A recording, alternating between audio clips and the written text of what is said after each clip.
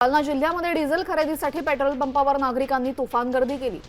शेती कामांसाठी डिझेल आवश्यक असल्याने शेतकरी पहाटे 5 वाजल्यापासून हातात कॅन घेऊन रांगेत उभे आहेत। जिल्ह्यातील अनेक पेट्रोल पंपांवरील इंधन साठा संपला असून ज्या पंपावर साठा शिल्लक आहे तिथे प्रचंड गर्दी झालेली आहे। पेट्रोल पंपावरनं परिस्थितीचा आढावा घेतात आमचे प्रतिनिधी अक्षय शिंदे। पाहूया।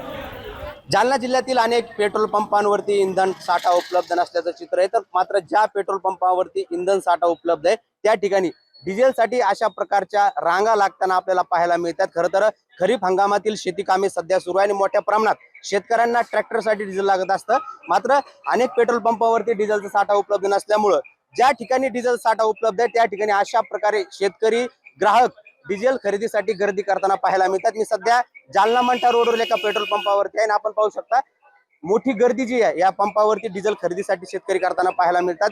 नाही डिझेल भेटना असून पण द्याय ना काही पंपावाले साठा ठोवायले रात्री समज पंप बंद होते आणि सकाळी चालू झाले गाड्या जाऊन कुठून आल्या।